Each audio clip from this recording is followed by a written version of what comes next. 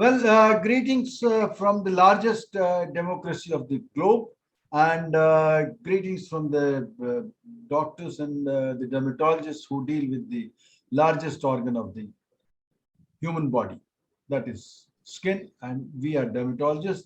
And today we will be talking about the dermatological manifestations or relation of dermatology with COVID-19 world, the menace which we have seen throughout the world.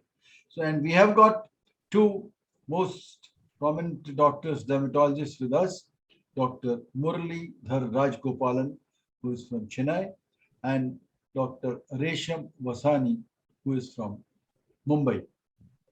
Dr. Murali Dhar Rajgopalan, he is working for Apollo Hospital, and he has got more than 34 years of teaching experience, and he has got various special interests in say immunodermatology, psoriasis. He's known as a man of biologics.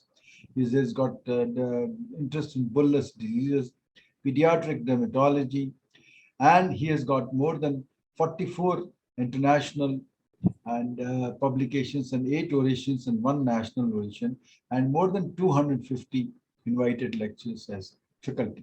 He is a member of Indo-French Working Group on IVIG in drug reactions and Marcus Bolan visiting lecture on vasculitis, Rutgers University, New York.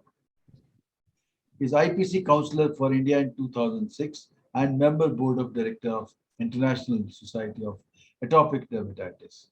He is reviewer of more than 16 journals there and lot many other things to his credit. We have got another dermatologist with us, Dr. Resham Vasani. She is she did her post graduation in dermatology. She has got a unique qualification of DNB as well as FCPS and DDB both. So she is a consultant dermatologist of Bhujanani Clinic, Mumbai, and a clinical research associate of BJ Wadia Hospital for Children. So Dr. Resham has got the DAS Awards of Excellence in Dermatology. She is assistant editor of IGDVL, IGDD, IADVL Handbook of Pediatric Dermatology.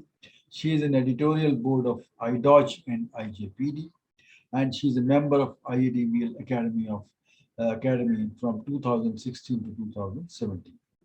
She is a winner of National Amala MD Gold Medal in 2019. She also did the IADVL training fellowship in dermatopathology, and she has got 48 national and 9 international publications and 14 chapters to her credit. And she has got many scholarships also to her credit, that is ISA Munich, ICD Delhi, and so, welcome, Dr. Murli Rajgopalan and Dr. Resham Vasani. And with this introduction, Murli, can I ask you do their skin manifestations occur in the COVID-19? And if yes, what is the pathophysiology? Thank you very much, sir. Pleasure to be here. Direct answer would be yes. There are a variety of skin manifestations that occur, all of which have been documented. The issue over here is that if you ask me if there is a specific skin manifestation which differentiates COVID from other diseases, the answer would be no. The reason for that is in the pathophysiology. The pathophysiology of COVID infection involves invoking a cytokine storm, and the cytokine storm involves the recruitment of CD4 and CD8 cells. Apart from that, once a cytokine storm takes place, there is also a combination of 3 major events. One is a vasculitis, second is a vasculopathy, and disturbance in the coagulation profile of the patient. The combination of all these 3 can be seen in biopsies of skin lesions seen in COVID, which Dr. Resham will show. So this specific triad of combinations is very important. The other point I would like to emphasize over here is that there is also direct infection of crucial cells by the COVID-19 virus. One is direct infection of the endothelium, which produces endotheliitis, and that seems to trigger off the coagulation cascade and the vasculopathy. It also triggers off vasculitis to a large extent. Second, the COVID-19 virus can also be demonstrated in altered keratinocytes. The virus has the capacity to alter the shape and the morphology and even the functioning of the keratinocytes. So we will talk a little bit more in detail about this, but the hallmark of a skin biopsy in COVID skin lesions would be tufts of Langerhans cells, which are present in the skin lesions of COVID. So the short answer to the question that you put to me, sir, would be that yes, skin lesions do occur. The manifestations are varied and they depend upon the type of pathophysiology that has been elicited or is prominent in that particular patient. There could probably be a genetic variation in the type of skin lesions that become prominent in different populations. And you can establish a direct link, a causal link between the COVID-19 virus and the skin manifestation. So though the skin manifestation is not specific, there is no single skin marker. The point is that once the skin manifestations occur, we know that they are due to COVID and not some kind of a bystander effect that is happening. We're talking about Langerhans cells. They are as such the antigen presenting cells. Yes, would you like to give some more example in the sense, are they very specifically being described in this in the literature, Langerhans cells, or yes. The local skin system is working for that? Yes, sir. The Langerhans cells are the antigen presenting cells, and COVID-19 we have autoimmune phenomena which take place, and the Langerhans cells are recruited for that, and they present the antigen to various parts or limbs of the immune system. And we shouldn't forget that the keratinocyte itself is one major limb of the immune system, and the Langerhans cells presents the virus to the immune system in the keratinocyte.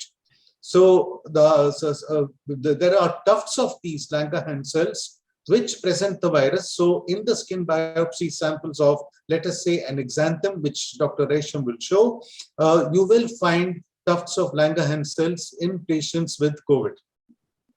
Great. So let me go to Dr. Resham. Resham Vasani, Resham, would you like to show what are the kinds of dermatological manifestations you have seen? Let me.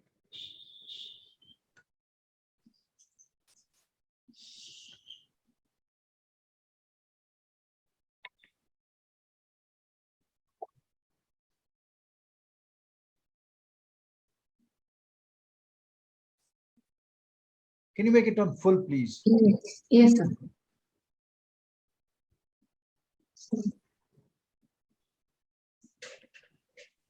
Fine. Fine. Just 1 minute, sir. It's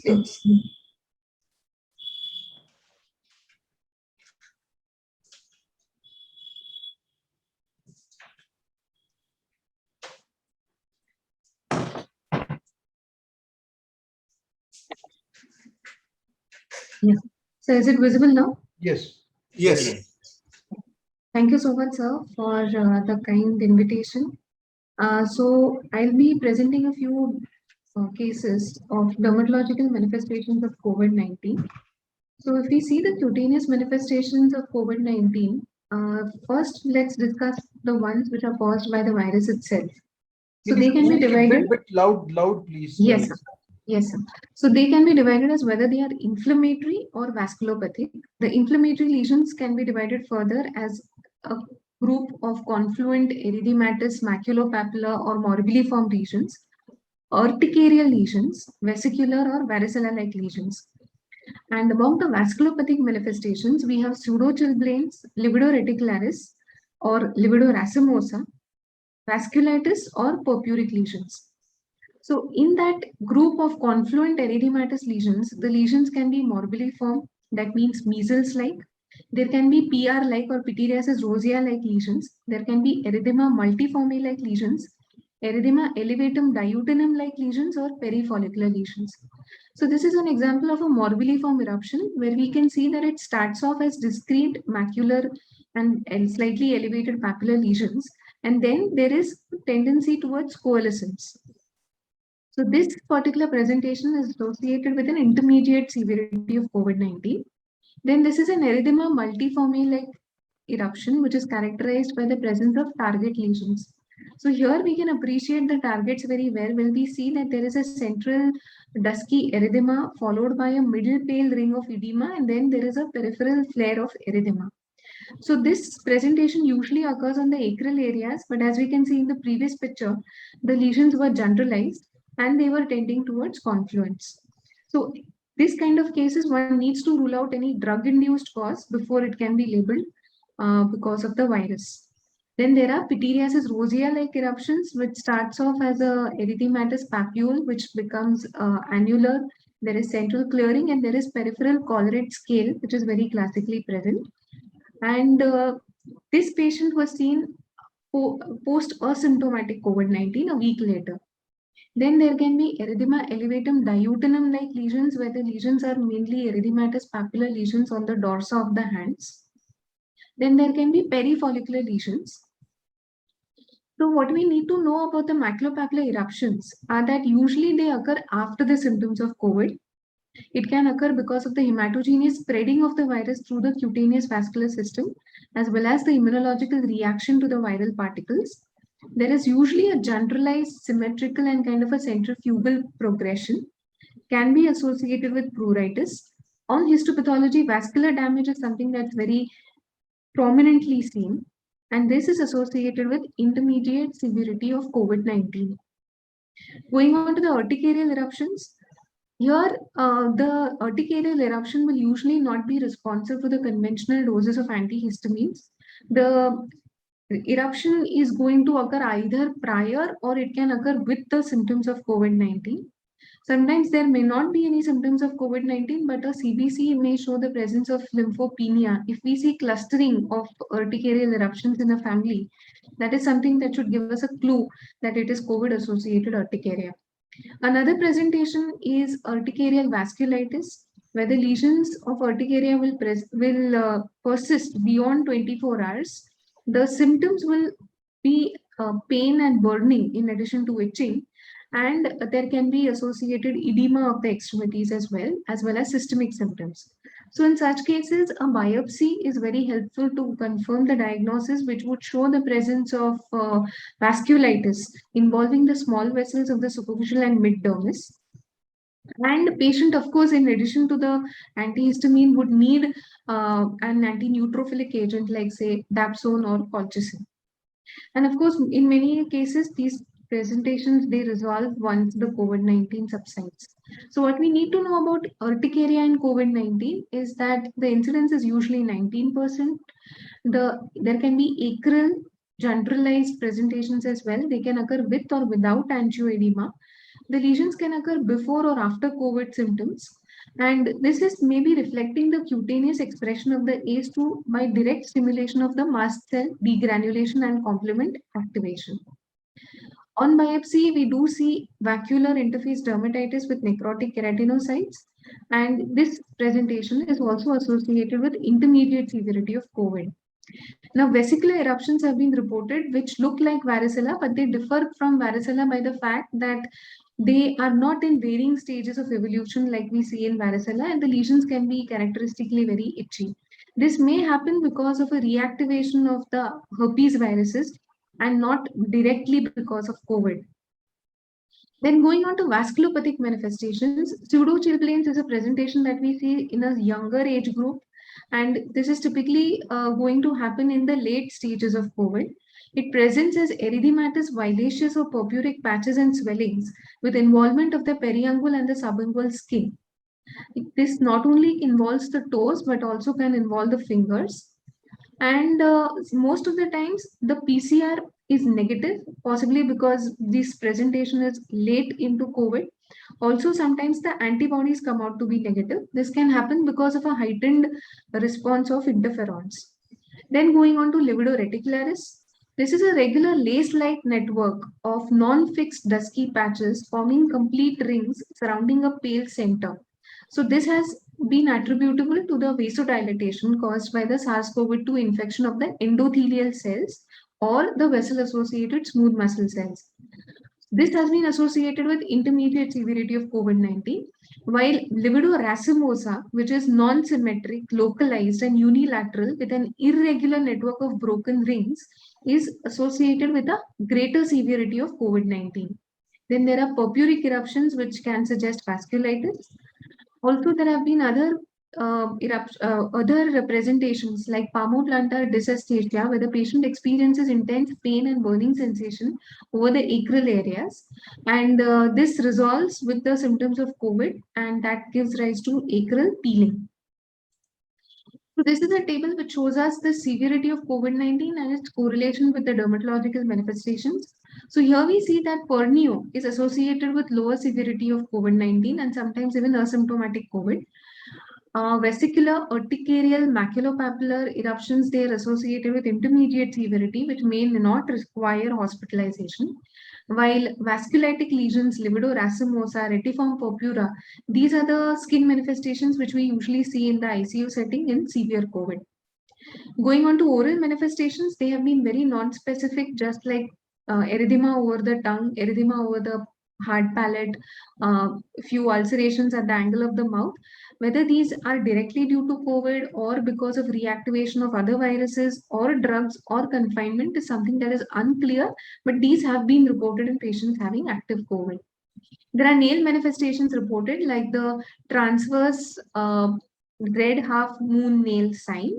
Then there are Bose lines and Mies lines which have been reported.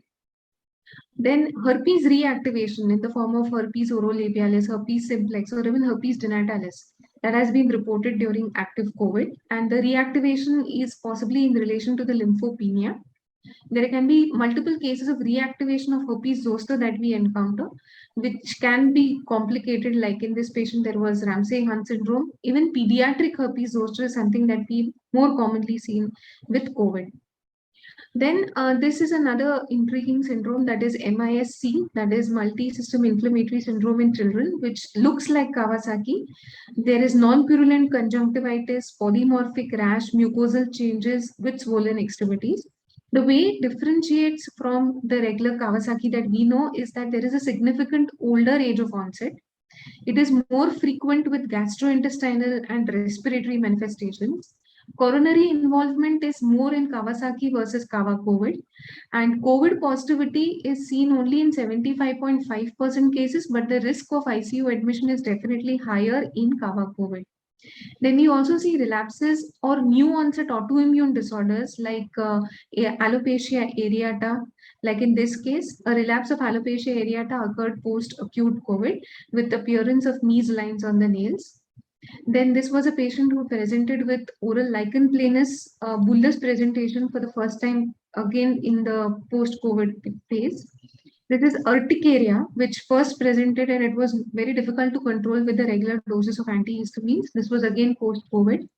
Thrombocytopenia can occur post-COVID and can manifest with purpura and hemorrhagic blisters in the mouth.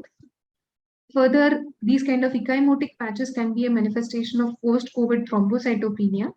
Also, we are aware that there can be prothrombotic phenomena which are induced by COVID because of the endothelial dysfunction, which remains persistent even post the acute symptoms, and a prolonged vasculitis. So this is one of the manifestations where we can see dry gangrene. This was seen in a patient 2 months post-COVID, and there was associated thrombosis on Doppler. This was another patient who presented with painful discoloration of the fingers with the Doppler showing thrombosis. This was a disseminated intravascular coagulation post 2 months of COVID, and this was post-COVID DIC hence. Also, now we come across post-COVID sequelae, which are expected sequelae of a post-critical illness like telogen effluvium or Bose lines, as well as there are many cases where we just see acral peeling. It can be mild or severe, as in this case. Telogen effluvium is a very common presentation, and when that occurs en masse, one can present it with plica polonica. Then mucormycosis can present itself as a palatal ulceration, as we can see in this case, where a smear will be very diagnostic. Or it could be a swelling on one side of the face with associated blood stain, nasal discharge, and induration pain. So, adverse reactions have also been reported post COVID-19 vaccination, which includes morbilliform reactions, urticaria, chilblains, pityriasis rosea. This is the typical COVID arm, which is a localized area of swelling and induration, which can happen following the second dose as well and much earlier. But it is something that is self-limiting and can be given conservative treatment. Reactivation or inflammation at the site of fillers is something that is seen, which necessitates the high dose intralesional steroids with hyaluronidase to dissolve the hyaluronic acid filler. Vaccine induced thrombocytopenia has been reported, which manifests as petechiae. Erythema multiforme can be seen post vaccination, and vaccine induced vasculitis, small vessel vasculitis, has been reported post Covaxin. So these are things which, as dermatologists, we have been seeing, but still it's an evolving science. Skin lesions can occur before or after COVID-19, and possibly they can also help in gradation of severity. So that was my 2 cents. Thank you very much. Great. So the all kind of manifestations, you have got a beautiful collection of that, and we can see that right from rash to vasculitis, vasculopathy, and even hair loss, telogen effluvium, and plica polonica or plica neuropathica, all kind of manifestations have been seen. Dr. Murali, would you like to comment over in the final, so that before we finish, would you like to speak anything? Yeah, I have only 2 points to make. Excellent collection of slides, which should be an eye-opener for all practitioners. If you really want to sum up the whole thing, then we go back to my first statement. It is a combination of features of vasculitis, vasculopathy, and coagulopathy. Interestingly, the coagulopathy could be hemorrhagic or non-hemorrhagic, which is why you have such a wide variation of lesions in COVID and skin. One point I would definitely like to make and re-emphasize is that the skin lesions can occur even 1 or 2 months after the acute COVID infection has passed. So even during the long COVID syndrome, the end of which we really actually don't know, you can get skin manifestations. The last point I would like to make is that there was a case report published in British Medical Journal case reports, where they reported small vessel vasculitis. And this patient was post-COVID, but did not have active COVID in the nasopharyngeal RT-PCR. However, antibodies were very high. But in order to test the hypothesis that the endothelial cells get activated in COVID and produce vasculitis, the authors looked for RT-PCR in the skin samples, and they found that COVID was demonstrable in the mRNA was demonstrable even in the keratinocytes post-COVID in the vasculitic lesions, which served as a very clear linkage or clear manifestation or sign that these skin signs are actually specific for COVID. But the thing is, these are not mere clinical skin signs, they are clinico-pathologic skin signs. So if you look at the pathology, you're going to see vasculitis, thrombosis, coagulopathy, and you have to do an RT-PCR. Without that, you cannot say that this is not due to COVID. I will end by introducing the Trojan horse concept. The Trojan horse, as we all know, was in mythology. A lot of soldiers were hidden inside a wooden horse and taken inside the city of Troy. Similarly, along with as COVID infects the individual and there is viremia, the macrophages take the COVID virus and present them to the keratinocytes. And once the mRNA gets into the keratinocytes get remolded and their antigenic presentation changes. So this makes, so when the inflammatory reaction and the immune cascade starts, the keratinocytes are susceptible to damage. It does not mean that the keratinocytes are infective because they only have the mRNA, but the structure of the keratinocyte is made more antigenic and susceptible to damage. And that is why you have very extensive hemorrhagic and necrotic skin lesions happening in COVID. So these are exciting concepts of COVID and skin, which we need to work on and study further. Thank you very much, sir, for Thank you. And the Thank you so much. this was the presentation from the doctors or the dermatologists who are dealing with the largest organ of the body, and that we have presented that there are so many large and different variety of manifestations of the dermatology in the COVID. Thank you very much once again, and over to the organizers. Thanks a lot. Thank you.